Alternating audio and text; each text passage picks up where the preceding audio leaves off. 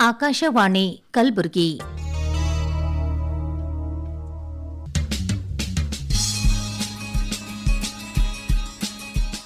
ಹೊಸ ಓದು ಪುಸ್ತಕ ಪರಿಚಯದ ಸಾಪ್ತಾಹಿಕ ಕಾರ್ಯಕ್ರಮ.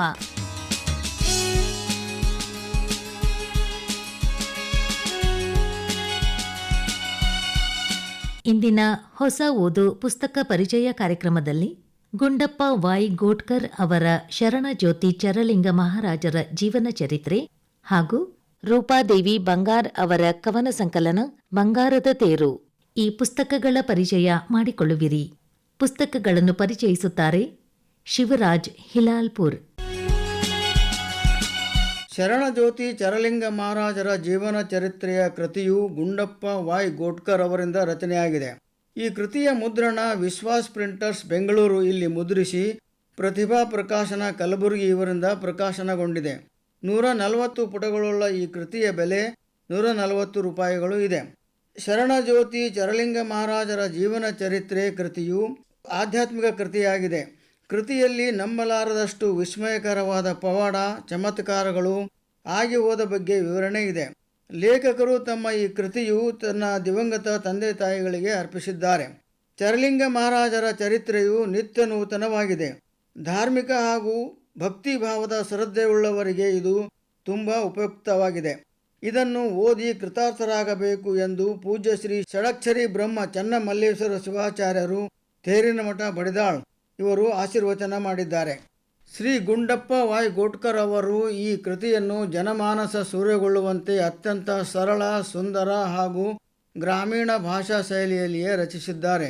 ಕೃತಿಯನ್ನು ಓದುತ್ತಿದ್ದಂತೆ ಓದುಗರಲ್ಲಿ ಭಕ್ತಿ ಭಾವ ತುಂಬಿ ಬರುತ್ತದೆ. ಸದ್ಭಕ್ತರು ಈ ಮಹಾನ್ ಶರಣರ ಕೃತಿಯನ್ನು ಓದಿ ಸತ್ಯ ಜೀವನ ಬದುಕು ಪಾವನಗೊಳಿಸಿಕೊಳ್ಳಬೇಕೆಂದು ಹಾರೈಸಿ ಎ.ಕೆ. ರಾಮೇಶ್ವರ್, ಖ್ಯಾತ ಮಕ್ಕಳ ಸಾಹಿತಿಗಳು, ಕಲಬುರಗಿ ಇವರು ಮುನ್ನುಡಿ ಬರೆದಿದ್ದಾರೆ. ಕೃತಿಯ ಕರ್ತೃ ಶ್ರೀ ಗುಂಡಪ್ಪ ವೈ ಗೋಟ್ಕರ್ ಅವರು ತಮ್ಮ ಈ ಪ್ರಥಮ ಕೃತಿಯ ರಚನೆಗೆ ಸಹಾಯ ಮಾಡಿದ ಎಲ್ಲರಿಗೂ, ಅಂದರೆ ಮುದ್ರಕರಿಗೆ, ಪ್ರಕಾಶಕರಿಗೆ, ಧನಸಹಾಯ ಮಾಡಿದವರಿಗೆ, ಮಾರ್ಗದರ್ಶಕರಿಗೆ, ಮುಖಪುಟ ವಿನ್ಯಾಸಗೊಳಿಸಿದವರಿಗೆ, ಸಹಾಯ ಮಾಡಿದ ಎಲ್ಲರಿಗೂ ಕೃತಜ್ಞತೆ ಸಲ್ಲಿಸಿದ್ದಾರೆ. ಲೇಖಕರಾದ ಶ್ರೀ ಗುಂಡಪ್ಪ ವೈ ಗೋಟ್ಕರ್ ಅವರು ಶರಣಜ್ಯೋತಿ ಚರಲಿಂಗ ಮಹಾರಾಜರ ಜೀವನ ಚರಿತ್ರೆಯು ಎಳೆಯಾಗಿ ಜನನದಿಂದ ಹಿಡಿದು ಲಿಂಗೈಕ್ಯರಾಗುವವರೆಗಿನ ಸಂಪೂರ್ಣ ಘಟನೆಗಳನ್ನು ಸಂಗ್ರಹಿಸಿ ವಿವರಿಸಿದ್ದಾರೆ.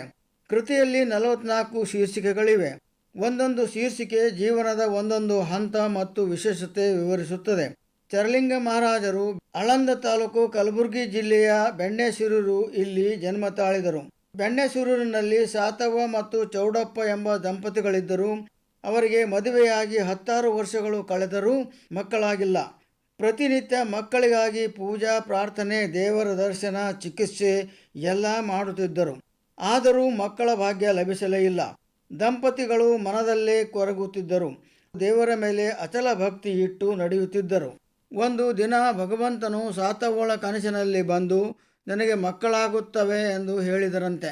ಕೆಲವು ತಿಂಗಳಲ್ಲಿ ಸಾತವ್ವ ಗರ್ಭವತಿಯಾದಳು. ಅದರಂತೆ ಸಾತವ್ವಳಿಗೆ ಒಂದು ಗಂಡು ಮಗು ಹುಟ್ಟುತ್ತದೆ. ಬಾಲ್ಯದಲ್ಲಿ ಮಗುವಿನ ಹೆಸರು ಯೋಗಪ್ಪ ಎಂದು ಇಟ್ಟರು. ನಂತರ ಅದನ್ನು ಚರ್ಮಣ್ಣ ಎಂದು ಬದಲಾಯಿಸಿದರು. ಮಕ್ಕಳು ಅನುಕರಣಾ ಸ್ವಭಾವದವರಾಗಿರ್ತಾರೆ. ಮನೆಯಲ್ಲಿ ದೊಡ್ಡವರು ಮಾಡುವುದನ್ನು ರೂಢಿಸಿಕೊಳ್ಳುತ್ತಾರೆ. ಚರ್ಮಣ್ಣನ ತಂದೆ ತಾಯಿ ಭಕ್ತಿ ಭಾವ, ಪೂಜೆ ಪುನಸ್ಕಾರ ದಿನಾಲು ಮಾಡುತ್ತಿದ್ದರು. ಚರ್ಮಣ್ಣನು ಅದೇ ರೀತಿ ಕಲಿತುಕೊಂಡು ಅವನು ಪೂಜಾ ಪ್ರಾರ್ಥನೆ ಮಾಡುತ್ತಿದ್ದನು. ಮಣ್ಣಿನಿಂದ ಲಿಂಗ ಮಾಡಿ ಗಿಡಗಳ ಎಲೆ ಹೂಗಳನ್ನು ಮಣ್ಣಿನ ಲಿಂಗಕ್ಕೆ ಅರ್ಪಿಸುತ್ತಿದ್ದನು. ಮುಂದೆ ಬೆಳೆದು ದೊಡ್ಡವನಾದ ಮೇಲೆ ತಂದೆ ತಾಯಿಯ ಕಾಯಕವಾದ ಹಡಪದ, ಅಂದರೆ ಕ್ಷೌರ ಮಾಡತೊಡಗಿದನು. ಕೈ ಕೆಸರಾದರೆ ಬಾಯಿ ಮೊಸರು ಎಂಬಂತೆ ಕೆಲಸ ಮಾಡಿ ಮನೆಯ ಖರ್ಚಿಗೆ ನೆರವಾದನು. ಎಲ್ಲರ ಪ್ರೀತಿಗೆ ಪಾತ್ರನಾದನು. ಚರ್ಮಣ್ಣ ಅವರಿಗೆ ಸಂಸಾರದ ಜಡ ವಸ್ತುಗಳ ಮೇಲಿನ ಮೋಹ ಕರಗುತ್ತಿತ್ತು. ಹೆಂಡತಿ, ಮಕ್ಕಳು, ಮನೆ, ಮಾರು, ಸಂಪತ್ತು, ಬಂಧು ಬಳಗ ಎಲ್ಲ ಸುಳ್ಳು. ಸತ್ತಾಗ ಎಲ್ಲ ಇಲ್ಲೇ ಇರುತ್ತದೆ. ಯಾವುದು ಜೊತೆಯಲ್ಲಿ ಬರುವುದಿಲ್ಲ. ನಾನು, ನನ್ನವರು ಎಂಬ ಅಹಂ ಮತ್ತು ಸ್ವಾರ್ಥ ಬಿಟ್ಟು ಪಾರಮಾರ್ಥದ ಕಡೆಗೆ ಅವರ ಮನಸ್ಸು ಸೆಳೆಯುತ್ತಿತ್ತು. ಸಕಲ ಧರ್ಮ, ಜಾತಿ, ಪ್ರಾಣಿ ಪಕ್ಷಿಗಳಲ್ಲಿ ದಯೆ, ಧರ್ಮ ತೋರಿಸುತ್ತಿದ್ದರು. ಕಾಯಕವೇ ಕೈಲಾಸವೆಂದು ಹೊಲದಲ್ಲಿ ಗಳೆ ಹೊಡೆಯುವುದು ಮಾಡುತ್ತಿದ್ದರು. ಎತ್ತುಗಳಿಗೆ ಯಾವತ್ತೂ ಹೊಡೆಯುತ್ತಿರಲಿಲ್ಲ. ಅವುಗಳು ದಣಿದಾಗ ಅವುಗಳಿಗೆ ಕೂಡಲು ಬಿಡುತ್ತಿದ್ದರು. ಹಾಗೆ ಅವುಗಳಿಗೆ ಹುಲ್ಲು ಮೇಯಿಸಿ ನೀರು ಕುಡಿಸುತ್ತಿದ್ದರು. ಮುಂದೆ ವಯಸ್ಸಿಗೆ ಬಂದ ಮಗನನ್ನು ಮದುವೆ ಮಾಡಬೇಕೆಂದು ತಂದೆ ಚೌಡಪ್ಪ ತಾಯಿ ಸಾತವ್ವ ಯೋಚಿಸಿ ಸೊನಲಾಪುರ ಅಥವಾ ಇಂದಿನ ಸೋಲಾಪುರ ಜಿಲ್ಲೆಯ ಮಂದ್ರೂಪ್ ಎಂಬ ಗ್ರಾಮದ ಕಾಶಿಬಾಯಿ ಎಂಬ ಕನ್ಯೆಯೊಂದಿಗೆ ಮದುವೆ ಮಾಡಿದರು. ಮದುವೆಯಾದ ಮೇಲೂ ಕುಲಕಸಬಾದ ಹಡಪದ ಅಥವಾ ಕ್ಷೌರ ಮಾಡುತ್ತಿದ್ದರು. ಅವರ ಪತ್ನಿ ಕಾಶಿಬಾಯಿಯು ಶಿವಭಕ್ತೆಯಾಗಿದ್ದಳು. ಚರ್ಮಣ್ಣರ ಜೊತೆಗೂಡಿ ಶಿವಪೂಜೆ, ಧ್ಯಾನ, ಜಪ ತಪ ಮಾಡುತ್ತಿದ್ದರು. ಹೀಗೆ ಸತಿಪತಿಗಳೊಂದಾದ ಭಕ್ತಿ ಹಿತವಾಗಿಪ್ಪುವುದು ಶಿವಂಗೆ ಎಂಬ ದೇವರ ದಾಸಿಮಯ್ಯನ ವಚನದಂತೆ ಸತಿಪತಿ ಇಬ್ಬರೂ ಅನೂನ್ಯವಾಗಿದ್ದರು. ನಂತರ 5-6 ವರ್ಷದೊಳಗೆ ಚರ್ಮಣ್ಣ ಅವರಿಗೆ 3 ಜನ ಮಕ್ಕಳು ಹುಟ್ಟುತ್ತವೆ. ಮೊದಲನೆಯದು ಹೆಣ್ಣು ಮಗಳು, ಎರಡನೆಯದು ಗಂಡು ಮಗು, ವಿಠ್ಠಲ್ ಎಂದು ಹೆಸರಿಟ್ಟರು. 3ನೆಯ ಮಗಳು ಹೆಣ್ಣು ಮಗಳು, ಅವಳ ಹೆಸರು ಶರಣಮ್ಮ. ವಿಠ್ಠಲ್ ಎಂಬುವನು ಹುಟ್ಟು ಕುರುಡಾಗಿದ್ದನು. ಹೀಗೆ ತುಂಬಿದ ಸಂಸಾರವಿದ್ದರೂ ಚರ್ಮಣ್ಣನವರಿಗೆ ಸಮಾಧಾನವಿರಲಿಲ್ಲ. ಅವರಿಗೆ ಈ ಮಾಯಾ ಪ್ರಪಂಚ ಬಿಟ್ಟು ಪಾರಮಾರ್ಥದ ಕಡೆಗೆ ಹೋಗಬೇಕೆಂದು ಒಲವು ಮೂಡಿತ್ತು. ಅದಕ್ಕಾಗಿ ಈ ಸಾಂಸಾರಿಕ ಜೀವನ ತ್ಯಾಗ ಮಾಡಿ ಮುಕ್ತಿ ಪಡೆಯಬೇಕು ಎಂದು ಅನಿಸುತ್ತಿತ್ತು. ದೇವರ ಸನ್ನಿಧಿಗೆ ಹೋಗುವ ಆಸೆ ವ್ಯಕ್ತಪಡಿಸುತ್ತಾರೆ. ಚರಲಿಂಗರು ಅಲ್ಲಮಪ್ರಭು ಅವರ ವಚನ ನೆನಪಿಸಿಕೊಂಡು, ಆಸೆಗೆ ಸತ್ತವರು ಕೋಟಿ, ಆಯುಷ್ಯಕ್ಕೆ ಸತ್ತವರು ಕೋಟಿ, ಹೆಣ್ಣು ಹೊನ್ನು ಮಣ್ಣಿಗಾಗಿ ಸತ್ತವರು ಕೋಟಿ, ಗುಹೇಶ್ವರ ನಿಮಗಾಗಿ ಸತ್ತವರನ್ನಾರನ್ನೂ ಕಾಣೆ ಎಂದು ಗುರುವನ್ನು ಕಾಣಬೇಕು. ಗುರುವಿನ ಗುಲಾಮನಾಗುವ ತನಕ ದೊರೆಯದಣ್ಣ ಮುಕ್ತಿ ಎಂದು ತಿಳಿದು ಗುರುವನ್ನು ಹುಡುಕಲು ಮನೆಯನ್ನು ಬಿಟ್ಟು ಹೋಗುತ್ತಾರೆ. ಅಷ್ಟರಲ್ಲಿ ಮಾಡ್ಯಾಳ ಎಂಬ ಗ್ರಾಮದಲ್ಲಿದ್ದ ಪಾಂಡುರಂಗ್ ಪಾಟೀಲರು ವೀರಪ್ಪ ಮಹಾರಾಜರನ್ನು ಬೆಣ್ಣೆಸುರೂರಿಗೆ ಕರೆದುಕೊಂಡು ಬರುತ್ತಾರೆ. ಪಾಂಡುರಂಗ್ ಪಾಟೀಲ್ ಅವರು ವೀರಪ್ಪ ಮಹಾರಾಜರಿಗೆ ಬೆಣ್ಣೆಸುರೂರಿನ ಬೆಣ್ಣೆಲಿಂಗನ ದೇವಾಲಯದ ಪಕ್ಕ ಒಂದು ಆಶ್ರಮ ಕಟ್ಟಿಸಿಕೊಟ್ಟರು. ವೀರಪ್ಪ ಮಹಾರಾಜರು ಅಲ್ಲಿಯೇ ಉಳಿದು ಭಕ್ತರ ಸೇವೆ ಮಾಡುತ್ತಿದ್ದರು. ಹೀಗೊಂದು ದಿನ ಚರ್ಮಣ್ಣನವರಿಗೆ ವೀರಪ್ಪ ಮಹಾರಾಜರ ದರ್ಶನವಾಗುತ್ತದೆ. ವೀರಪ್ಪ ಮಹಾರಾಜರು ಉತ್ತಮ ಶಿಷ್ಯನನ್ನು ಹುಡುಕುತ್ತಿದ್ದರು. ಇತ್ತ ಚರ್ಮಣ್ಣನು ಉತ್ತಮ ಗುರುವನ್ನು ಹುಡುಕುತ್ತಿದ್ದನು. ಅವರಿಬ್ಬರು ಒಬ್ಬರನ್ನೊಬ್ಬರು ಅಂತರಾತ್ಮದ ಜ್ಞಾನದಿಂದ ನೋಡಿದರು. ಒಬ್ಬರನ್ನೊಬ್ಬರು ತಿಳಿದುಕೊಂಡು ಗುರು ಶಿಷ್ಯರಾದರು. ಮತ್ತೆ ವೀರಪ್ಪ ಮಹಾರಾಜರಿಂದ ಗುರುಪದೇಶ ಪಡೆದು ಭಕ್ತರ ಸೇವೆ ಮಾಡುತ್ತಾ ಬೆಣ್ಣೆಸುರೂರಿನ ಮಹಾದೇವನ ಅಜಾತ ಮಠದೊಳಗೆ ಉಳಿದುಕೊಂಡರು. ನಂತರ ಸಾಕ್ಷಾತ್ ಶಿವನ ಭಕ್ತರಾದ ಶ್ರೀ ಷಡಕ್ಷರಿ ಬ್ರಹ್ಮ ಮಳೇಂದ್ರ ಶಿವಾಚಾರ್ಯರು ಚರ್ಮಣ್ಣರನ್ನು ತಮ್ಮ ಪರಮ ಶಿಷ್ಯನೆಂದು ಸ್ವೀಕರಿಸಿ ಚರ್ಮಣ್ಣನವರಿಗೆ ಲಿಂಗ ದೀಕ್ಷೆ ನೀಡಿ, ಇಂದಿನಿಂದ ನೀನು ಚರ್ಮಣ್ಣನಲ್ಲ, ನೀನು ಚರಲಿಂಗವಾಗಿ ಬದಲಾಗಿದೆಯಾ ಎಂದು ಹೇಳಿ ಚರಮೂರ್ತಿಯಾಗಿ ಜಗತ್ತಿಗೆ ಬೆಳಕು ನೀಡಿ ಭಕ್ತರ ಉದ್ಧಾರ ಮಾಡು ಎಂದು ಆಶೀರ್ವದಿಸುತ್ತಾರೆ. ಅಂದಿನಿಂದ ಚರಲಿಂಗರು ಬೆಣ್ಣೆಸುರೂರಿನ ಅಜಾತ ಮಠದಲ್ಲಿಯೇ ಇದ್ದು ಪ್ರತಿದಿನ ಅನುಷ್ಠಾನ, ಗುರು ಲಿಂಗ ಜಂಗಮ, ಪಾದೋದಕ, ಪ್ರಸಾದ, ರುದ್ರಾಕ್ಷಿ ಜಂಗಮ ಎಂದು ತತ್ವದ ಮೇಲೆ ಭಕ್ತರ ಸೇವೆ ಮಾಡುವುದು ನಿತ್ಯ ಕಾಯಕವಾಯಿತು. ಹಾಗೆಯೇ ಗುಡ್ಡದ ಮಹಾದೇವನ ಗುಡಿಗೂ ಹೋಗಿ ಅನುಷ್ಠಾನ ಅಲ್ಲಿಯೂ ಮಾಡುತ್ತಿದ್ದರು. ಮಠಕ್ಕೆ ಬಂದ ಭಕ್ತರು ಚರಲಿಂಗರಿಗೆ ಕೆಲವೊಮ್ಮೆ ಧನ ಸಹಾಯ ಮಾಡುತ್ತಿದ್ದರು. ಭಕ್ತರು ಕೊಟ್ಟ ಹಣವನ್ನು ಅಲ್ಲಿಯೇ ಇದ್ದ ಭಕ್ತರಿಗೆ ಕೊಡುತ್ತಿದ್ದರು. ಯಾರಾದರೂ ಬುತ್ತಿ ಕಟ್ಟಿಕೊಂಡು ಬಂದು ಕೊಟ್ಟರೂ ತನಗೆ ಬೇಕಾದಷ್ಟು ಇಟ್ಟುಕೊಂಡು ಉಳಿದದನ್ನು ಅಲ್ಲಿದ್ದ ಭಕ್ತರಿಗೆ ಉಣಬಡಿಸುತ್ತಿದ್ದರು. ಇದನ್ನು ಕಂಡ ಅಲ್ಲಿದ್ದ ಕೆಲ ಕಿಡಿಗೇಡಿಗಳು ಚರಲಿಂಗರಿಗೆ ಹಣ ಕೇಳತೊಡಗಿದರು. 1-2 ಸಲ ಅವರಿಗೆ ಹಣ ಕೊಟ್ಟಿದ್ದೂ ಆಯಿತು. ಮತ್ತೆ ಪದೇ ಪದೇ ಬಂದು ಪೀಡಿಸುತ್ತಿದ್ದರು. ಕೊಡದೇ ಹೋದರೆ ಅವಾಚ್ಯ ಶಬ್ದಗಳಿಂದ ನಿಂದಿಸುತ್ತಿದ್ದರು. ಹೀಗಿರುವಾಗ ಚರಲಿಂಗರು ಬೇಸರಗೊಂಡು ಬೆಣ್ಣೆಸುರೂರು ಬಿಟ್ಟು ಹೋಗುವ ವಿಚಾರ ಮಾಡಿ ಬಡಿದಾಳ ಎಂಬ ಗ್ರಾಮಕ್ಕೆ ಬರುತ್ತಾರೆ. ಆನಂತರ ಭಕ್ತರ ಕೋರಿಕೆ ಮೇರೆಗೆ ಚಿಕ್ಕರೇವೂರಿಗೆ ಬಂದರು. ಅಲ್ಲಿ ಚರಲಿಂಗರಿಗೆ ಗುರುಶಾಂತಪ್ಪ ಮಳ್ಳಿ ಎಂಬುವರು 20 ಗುಂಟೆ ಜಮೀನು ನೀಡಿ ಆಶ್ರಮ ಕಟ್ಟಲು ಸಹಾಯ ಮಾಡಿದರು. ಮತ್ತೆ ಅನುಷ್ಠಾನ ಮಾಡಲು ಗುಹೆ ಕೂಡ ಕಟ್ಟಿಸಿಕೊಟ್ಟರು. ಆದರೆ ಚರಲಿಂಗರು ಅಲ್ಲಿ ಬಹಳ ದಿನ ಉಳಿದಿರಲಿಲ್ಲ. 1-2 ವರ್ಷಗಳ ನಂತರ ಚರಲಿಂಗರಿಗೆ ದೊಡ್ಡ ರೇವೂರಿನವರು ಕರೆದುಕೊಂಡು ಹೋಗುತ್ತಾರೆ. ಅಲ್ಲಿ ದೊಡ್ಡ ರೇವೂರಿನ ಹಿರಿಯರಾದ ಶ್ರೀ ಹನುಮಂತರಾಯ ಪೊಲೀಸ್ ಪಾಟೀಲರು ಚರಲಿಂಗರಿಗೆ ಗುಡ್ಡದ ಮಲ್ಲಯ್ಯ ದೇಗುಲದ ಕೆಳಗಡೆ 7 ಎಕರೆ ಜಮೀನು ಗುರುಗಳ ಹೆಸರಿಗೆ ಮಾಡಿ ಒಂದು ಚಿಕ್ಕದಾದ ಮಠ ಆಶ್ರಮ ಕಟ್ಟಿಸಿಕೊಟ್ಟರು. ಹೀಗೆ ಕೊನೆಗೆ ದೊಡ್ಡ ರೇವೂರಿನಲ್ಲಿಯೇ ಇದ್ದು ಗುರುಲಿಂಗ ಜಂಗಮ, ಪಾದೋದಕ, ಪ್ರಸಾದ, ರುದ್ರಾಕ್ಷಿ ತತ್ವದ ಮೇಲೆ ಜಪ ತಪ ಅನುಷ್ಠಾನ ಮಾಡುತ್ತಿದ್ದರು. ಬಂದ ಭಕ್ತರಿಗೆ ಆಶೀರ್ವಾದ ಮಾಡಿ ದುನಿಯೊಳಗಿನ ಪ್ರಸಾದ ಚೀಟಿ ಕೊಡುತ್ತಿದ್ದರು. ದೆವ್ವ, ಭೂತ, ಮಾಟ ಮಂತ್ರ, ದೀರ್ಘಕಾಲದ ಕಾಯಿಲೆ ಮುಂತಾದ ಸಮಸ್ಯೆಗಳನ್ನು ಗುರು ಕೊಟ್ಟ ಪ್ರಸಾದದಿಂದಲೇ ಗುಣಪಡಿಸುತ್ತಿದ್ದರು. ವಿಜ್ಞಾನಕ್ಕೆ ನಿಲುಕದ ಪವಾಡಗಳನ್ನು ಮಾಡುತ್ತಿದ್ದರು. ವ್ಯಕ್ತಿಯ ಜೀವನದಲ್ಲಿ ಮುಂದೆ ಆಗುವ ಭವಿಷ್ಯತ್ ಕಾಲದ ಘಟನೆಗಳನ್ನು ತಿಳಿಸಿಕೊಡುತ್ತಿದ್ದರು. ಮಠಕ್ಕೆ ದೂರದಿಂದ ಬರುವ ಭಕ್ತರ ಬಗ್ಗೆ ಮುಂಚಿತವಾಗಿಯೇ ತಿಳಿಸುತ್ತಿದ್ದರು. ಹೀಗೆ ಏನೆಲ್ಲ ಪವಾಡಗಳನ್ನು ಮಾಡುವ ಚರಲಿಂಗರು ಒಬ್ಬ ನಿಜಗುಣಿ ನಿರ್ವಿಕಾರಿ ಎಂದು ಹೇಳಿದರೆ ತಪ್ಪಾಗಲಾರದು ಎಂದು ಲೇಖಕರು ಹೇಳಿದ್ದಾರೆ. ಚರಲಿಂಗ ಮಹಾರಾಜರಿಗೆ 90 ವರ್ಷಗಳು ತುಂಬಿದವು. ದೊಡ್ಡ ರೇವೂರಿನ ಗುಡ್ಡದ ಮಲ್ಲಯ್ಯನ ದೇಗುಲದಲ್ಲಿಯೇ ಕಾಲ ಕಳೆಯುತ್ತಿದ್ದರು. ಆ ಸಮಯ ಚರಲಿಂಗರ ಕೊನೆಯ ದಿನಗಳೆಂದೇ ಹೇಳಬಹುದು. ಚರಲಿಂಗ ಮಹಾರಾಜರು ಅನೇಕ ಜನರ ಕಷ್ಟ ನಷ್ಟ, ಕಾಯಿಲೆಗಳು, ಭಾನಾಮತಿ ಸಮಸ್ಯೆ, ದನಕರುಗಳು ಕಳೆದು ಹೋದದ್ದು ದೊರಕಿಸಿಕೊಟ್ಟಿದ್ದು, ಜಗಳ ತಂಟೆ ನಿವಾರಿಸಿದ್ದು, ಪ್ರಾಣ ರಕ್ಷಿಸಿದ್ದು, ಹೀಗೆ ಏನೆಲ್ಲ ಸಮಸ್ಯೆಗಳನ್ನು ನಿವಾರಿಸಿ ಜನರ ಜೀವನೋದ್ಧಾರ ಮಾಡಿದವರು ಆಗಿದ್ದರು. ಚರಲಿಂಗರು ಅವರು ಪರಿಸರ ಪ್ರೇಮಿಯೂ ನಿಸ್ವಾರ್ಥ ಮಹಾಪುರುಷರಾಗಿದ್ದರು ಎಂದು ಲೇಖಕರು ತಮ್ಮ ಈ ಕೃತಿಯಲ್ಲಿ ಚರಲಿಂಗರ ಮಹಾತ್ಮೆಯನ್ನು ವರ್ಣಿಸಿದ್ದಾರೆ. ಧಾರ್ಮಿಕ ಮನೋಭಾವವುಳ್ಳವರಿಗೆ, ಭಕ್ತಿ ಮಾರ್ಗದಲ್ಲಿ ನಡೆಯುವವರಿಗೆ ಈ ಕೃತಿಯು ಮಾರ್ಗದರ್ಶಿಯಾಗಿದೆ. ಲೇಖಕರು ಇದೇ ರೀತಿಯಾಗಿ ಇನ್ನೂ ಅನೇಕ ಕೃತಿಗಳನ್ನು ರಚಿಸಿ ಹೊರತರಲಿ ಎಂದು ಆಶಿಸುತ್ತೇವೆ. ಬಂಗಾರದ ತೇರು ಕೃತಿಯು ರೂಪಾದೇವಿ ಬಂಗಾರ್ ಅವರಿಂದ ರಚಿಸಲಾಗಿದೆ. ಇದು ಒಂದು ಕವನ ಸಂಕಲನ ಕೃತಿಯಾಗಿದೆ. ಇದನ್ನು ಓಂ ಶಕ್ತಿ ಗ್ರಾಫಿಕ್ಸ್ ಬೆಂಗಳೂರು ಇಲ್ಲಿ ಮುದ್ರಿಸಿ ಸಂಸ್ಕೃತಿ ಪ್ರಕಾಶನ ಸೇಡಂ ಇವರಿಂದ ಪ್ರಕಾಶನಗೊಂಡಿದೆ. 64 ಪುಟಗಳುಳ್ಳ ಈ ಕೃತಿಯ ಬೆಲೆ 70 ರೂಪಾಯಿಗಳು ಇದೆ. ಲೇಖಕಿ ರೂಪಾದೇವಿ ಬಂಗಾರ್ ಅವರು ಈ ಕೃತಿಯನ್ನು ತಮ್ಮ ದಿವಂಗತ ಅತ್ತೆ ಶಾಂತಾಬಾಯಿ ಬಂಗಾರ್ ಮತ್ತು ದಿವಂಗತ ಮಾವನವರಾದ ಬಸವಣ್ಣಪ್ಪ ಬಂಗಾರ್ ಅವರಿಗೆ ಅರ್ಪಣೆ ಮಾಡಿದ್ದಾರೆ. ಕೃತಿಯ ಶೀರ್ಷಿಕೆಯಂತೆ ಕೃತಿಯ ಮುಖಪುಟವು ಸುಂದರವಾದ ತೇರಿನ ಚಿತ್ರ ಹೊಂದಿದೆ. ಈ ಕೃತಿಯಲ್ಲಿ ಒಟ್ಟು 25 ಕವನಗಳಿವೆ. ಒಂದೊಂದು ಕವನವು ಒಂದೊಂದು ಅರ್ಥ, ಅನಿಸಿಕೆ ಮತ್ತು ನೀತಿ ತಿಳಿಸುತ್ತದೆ.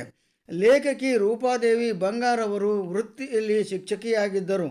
ಕೌಟುಂಬಿಕ ಕಾರಣಗಳಿಂದ ವೃತ್ತಿಯನ್ನು ಮುಂದುವರಿಸಲು ಆಗದೆ ಬಿಟ್ಟು ಕವನ ಬರೆಯಲು ಪ್ರಾರಂಭಿಸಿದ್ದಾರೆ. ಮಹಿಪಾಲ ರೆಡ್ಡಿ ಮುನ್ನೂರು ಸೇಡಂ ಮಾಜಿ ಅಧ್ಯಕ್ಷ, ಕನ್ನಡ ಸಾಹಿತ್ಯ ಪರಿಷತ್ತು ಕಲಬುರಗಿ ಇವರು ತಮ್ಮ ಮುನ್ನುಡಿಯಲ್ಲಿ ಕಳೆದು ಹೋದ ಮಾಣಿಕ್ಯವನ್ನು ನೆನೆದು ಕೊರಗುವ ಬದಲು ಕೈಯಲ್ಲಿರುವ ಕಾಯಕಕ್ಕೆ ಬದ್ಧರಾದರೆ ಸಾರ್ಥಕ ಬದುಕಿನ ಸಾರಥಿಯಾಗುವನು ನಮ್ಮ ಕೇಶವ ಎಂಬ ಕವನ ಹೇಳುತ್ತಾ, ಮುಜುಗುರವಿಲ್ಲದೆ ಹೇಳುವುದಾದರೆ ಅರಿವಿಗೆ ದಕ್ಕಿದ ಬರಹ ರೂಪಕ್ಕೆ ಇಳಿಯುವ ಹೊತ್ತಿನಲ್ಲಿ ಬಂಗಾರದ ತೇರು ಕೃತಿಗೆ ಮುನ್ನುಡಿಯನ್ನು ಬರೆಯಲು ನನ್ನನ್ನು ಪ್ರೇರೇಪಿಸುತ್ತದೆ. ರೂಪಾದೇವಿಯವರ ಬಂಗಾರದ ತೇರು ಕೊಹಿನೂರು ವಜ್ರ ಆಗಲಿ ಎಂದು ಹಾರೈಸಿದ್ದಾರೆ. ಮಹಿಪಾಲ್ ರೆಡ್ಡಿ ಮುನ್ನೂರ್ ಈ ಕೃತಿಯಲ್ಲಿರುವ 9 ಕವನಗಳನ್ನು ಆರಿಸಿ ಅವುಗಳ ಅರ್ಥದೊಂದಿಗೆ ಉತ್ತಮವಾದ ಮುನ್ನುಡಿಯನ್ನು ಬರೆದಿದ್ದಾರೆ. ಲೇಖಕಿಯವರು ತಮ್ಮ ನನ್ನೊಳ ನುಡಿಯಲ್ಲಿ ತಮ್ಮನ್ನು ಪ್ರೋತ್ಸಾಹಿಸಿ ಸಹಾಯ ಸಹಕಾರ ನೀಡಿದ ನೃಪತುಂಗ ಅಧ್ಯಯನ ಸಂಸ್ಥೆಯ ಅಧ್ಯಕ್ಷರಾದ ಪ್ರಭಾಕರ್ ಜೋಶಿ, ಪ್ರಕಾಶಕರು, ಪ್ರಸಿದ್ಧ ಲೇಖಕ, ಪತ್ರಕರ್ತ, ಕವಿ ಮಹಿಪಾಲ್ ರೆಡ್ಡಿ ಮುನ್ನೂರು, ಮುಖಪುಟ ರಚಿಸಿದ ಆದಿತ್ಯ ಜೋಶಿ, ಪುಸ್ತಕ ವಿನ್ಯಾಸಗೊಳಿಸಿದ ಶ್ರೀಧರ್ ಹಾಗೂ ಓಂ ಗ್ರಾಫಿಕ್ಸ್ ಮುದ್ರಕರು ಎಲ್ಲರಿಗೆ ಧನ್ಯವಾದಗಳನ್ನು ಹೇಳಿದ್ದಾರೆ. ರೂಪಾದೇವಿ ಬಂಗಾರ್ ಅವರು ಉದಯೋನ್ಮುಖ ಲೇಖಕಿಯಂತೆ ಕಾಣದೆ ಓರ್ವ ಪ್ರಬುದ್ಧ ಬರಹಗಾರ್ತಿ ರೀತಿಯಲ್ಲಿ ಆಲೋಚನೆ ಮಾಡುವವರು ಆಗಿದ್ದಾರೆ. ಅವರಿಂದ ಇನ್ನೂ ಅನೇಕ ಸಾಹಿತ್ಯ ಕೃತಿಗಳು ಸಾಹಿತ್ಯ ವಲಯವು ಖಂಡಿತ ನಿರೀಕ್ಷಿಸುತ್ತದೆ ಎಂದು ಪ್ರಕಾಶಕರಾದ ಪ್ರಭಾಕರ್ ಜೋಶಿಯವರು ತಮ್ಮ ಪ್ರಕಾಶಕರ ನುಡಿಯಲ್ಲಿ ಹೇಳಿದ್ದಾರೆ. ಸಿದ್ದಪ್ಪ ತಳ್ಳಳ್ಳಿ ಅಧ್ಯಕ್ಷರು, ಕವಿ ಕೆರಳ್ಳಿ ಗುರುನಾಥ್ ರೆಡ್ಡಿ ಪ್ರತಿಷ್ಠಾನ ಸೇಡಂ ಇವರು ಕೃತಿಯ ಪ್ರಕಾಶಕರನ್ನೂ ಹೊಗಳುತ್ತಾ ಲೇಖಕಿ ರೂಪಾದೇವಿಯವರು ಸಾಹಿತ್ಯ ಕ್ಷೇತ್ರದಲ್ಲಿ ಇನ್ನೂ ಹೆಚ್ಚಿನ ಸಾಧನೆ ಮಾಡಲು ಅವರಿಗೆ ಎಲ್ಲ ಶುಭಗಳು ಒದಗಿ ಬರಲಿ ಎಂದು ಹಾರೈಸಿದ್ದಾರೆ. ಬಂಗಾರದ ತೇರು ಕೃತಿಯು ಕವಿ ಸಾಹಿತಿ ದಿವಂಗತ ಡಿ.ವಿ. ಗುಂಡಪ್ಪ ಅವರ ಸುಂದರ ಹಾಗೂ ಅರ್ಥಪೂರ್ಣವಾದ ಕಗ್ಗದೊಂದಿಗೆ ಪ್ರಾರಂಭವಾಗುತ್ತದೆ. ಓರ್ವನೇ ನಿಲ್ಲುವೆ ನಿನ್ನ ಉತ್ಕಟ ಕ್ಷಣಗಳಲ್ಲಿ, ಧರ್ಮ ಸಂಕಟಗಳಲ್ಲಿ, ಜೀವ ಸಮರದಲ್ಲಿ, ನಿರ್ವಾಣ ದೀಕ್ಷೆಗಳಲ್ಲಿ, ನಿರ್ಯಾಣ ಘಟ್ಟದಲ್ಲಿ, ನಿರ್ಮಿತ್ರನಿರಲು ಕಲಿ ಮಂಕುತಿಮ್ಮ. ಅಂದರೆ ಬದುಕಿನ ಕ್ಲಿಷ್ಟಕರವಾದ ಘಟ್ಟದಲ್ಲಿ, ಧರ್ಮ ಸಂಕಟದ ಸ್ಥಿತಿಯಲ್ಲಿ, ಜೀವನದ ಹೋರಾಟದಲ್ಲಿ, ಪಾರಮಾರ್ಥ ಸಾಧನೆಯಲ್ಲಿ ಮೃತ್ಯುವನ್ನು ಎದುರಿಸುವಾಗ ನೀನು ಒಬ್ಬನೇ ನಿಲ್ಲಬೇಕಾಗುತ್ತದೆ. ಅನ್ಯ ಮಿತ್ರರಿಂದ ಸಹಾಯ ಸಲಹೆ ಅಪೇಕ್ಷಿಸಬೇಡ. ಆದ್ದರಿಂದ ನಿರ್ಮಿತ್ರನಾಗಿ ಇರು ಎಂದು ಡಿ.ವಿ. ಗುಂಡಪ್ಪ ಅವರು ಉತ್ತಮ ಸಲಹೆ ನೀಡಿದ್ದಾರೆ. ಬರುವಾಗ ಒಂಟಿ ಹೋಗುವಾಗ ಒಂಟಿ, ಬಂದು ಹೋಗುವ ನಡುವೆ ಹೊಡಿ ನೀನೊಬ್ಬರೇ ಗಂಟಿ ಅಂದ ಹಾಗೆ. ರಘುರಾಮ್, ನಾವಿಕ, ಚಿತ್ತ, ಬಂಗಾರದ ಜೋಡಿ, ಸಮಯ, ಸವಿ ನೆನಪು, ಮಗರಾಯ, ದಾರಿದೀಪ, ನೀರೇ ನೀನಾಗಬಾರದೆ, ತವಕ, ಮೋಡ, ಎನ್ನೊಡೆಯ, ಲೇಸು, ಶಿಲ್ಪಿಯಾಗು ಹಾಗೂ ಬಂಗಾರದ ತೇರು. ಹೀಗೆ ಈ ಕವನ ಸಂಕಲನದಲ್ಲಿ ಒಟ್ಟು 25 ಕವನಗಳಿವೆ. ಎಲ್ಲ ಕವನಗಳು ಅರ್ಥಪೂರ್ಣ, ನೀತಿ, ಸಲಹೆ, ಅರಿವು, ಸಹನೆಯಂಥ ಭಾವ ಕೊಡುವವೂ ಆಗಿವೆ. ಓದುಗರು ಖುಷಿ ಪಡದೇ ಇರಲಾರು. ಮೊದಲನೇ ಕವನ ರಘುರಾಮ. ರಾಮ ರಘುರಾಮ, ದಶರಥ ನಂದನ ನೀ ರಾಮ. ರಾಮ ರಘುರಾಮ, ಜನಕನ ಅಳಿಯ ಶ್ರೀರಾಮ, ಜಾನಕಿ ವಲ್ಲಭ ರಘುರಾಮ. ರಾಮ ರಘುರಾಮ ಎಂದು ರಾಮ ಯಾರು, ರಾಮ ಎಂಥವನು, ರಾಮನ ನೀತಿ ಎಂತಹುದು ಎಂದು ರಾಮನ ಪರಿಚಯ ತಿಳಿಸುತ್ತದೆ. ಹೀಗೆ ಇನ್ನುಳಿದ ಸ್ಪರ್ಶ, ಚಿರಾಯು, ಮುತ್ತಾಗುವುದೇ ಹನಿ, ಪುನರ್ಜನ್ಮ, ನನ್ನವರು, ಭಾರತಾಂಬೆ, ನನ್ನ ಅರಸಿ ಮತ್ತು ಚಟುವಟಿಕೆಗಳು ಹೀಗೆ ಭಕ್ತಿಭಾವದ ಮುಕ್ತಿ ಹೊಂದುವ, ಪ್ರಗತಿಯಾಗುವ, ಜೀವನ ಸುಖಮಯವಾಗುವ ಮತ್ತು ದೇವರಲ್ಲಿ ಸಮರ್ಪಣೆಯಾಗುವ ಅರ್ಥವುಳ್ಳ ಕವನಗಳಿವೆ. ಯಾವ ಕವನದಲ್ಲಿಯೂ ತೆಗಳಿಕೆ, ನಿಂದನೆಗಳಿಲ್ಲ ಮತ್ತು ಬದಲಾಗಿ ಸದ್ಭಾವನೆ, ಸದಾಚಾರದಂತಹ ಅರ್ಥ ಕೊಡುವುಗಳಾಗಿವೆ. ಪರಿವರ್ತನೆ ಜಗತ್ತಿನ ನಿಯಮವಾಗಿದೆ. ಹೀಗೆ ರೂಪಾದೇವಿಯವರ ಈ ಬಂಗಾರದ ತೇರು ಕವನ ಸಂಕಲನದ ಕೃತಿಯು ಸಾಮಾಜಿಕ, ಧಾರ್ಮಿಕ ಹಾಗೂ ನೈತಿಕ ಮಾರ್ಗದರ್ಶಕ ಕೃತಿಯಾಗಿದೆ. ರೂಪಾದೇವಿಯವರು ಇನ್ನೂ ಹಲವು ಕೃತಿಗಳು ರಚಿಸಲಿ ಎಂದು ನಮ್ಮೆಲ್ಲರ ಆಶಯವಾಗಿದೆ. ಇದುವರೆಗೆ ಹೊಸ ಓದು ಪುಸ್ತಕ ಪರಿಚಯ ಕಾರ್ಯಕ್ರಮದಲ್ಲಿ ಗುಂಡಪ್ಪ ವೈ ಗೋಟ್ಕರ್ ಅವರ ಶರಣಜ್ಯೋತಿ ಚರಲಿಂಗ ಮಹಾರಾಜರ ಜೀವನ ಚರಿತ್ರೆ ಹಾಗೂ ರೂಪಾದೇವಿ ಬಂಗಾರ್ ಅವರ ಕವನ ಸಂಕಲನ ಬಂಗಾರದ ತೇರು ಈ ಪುಸ್ತಕಗಳ ಪರಿಚಯ ಮಾಡಿಕೊಂಡಿರಿ. ಪುಸ್ತಕಗಳನ್ನು ಪರಿಚಯಿಸಿದವರು ಶಿವರಾಜ್ ಹಿಲಾಲ್ಪುರ್.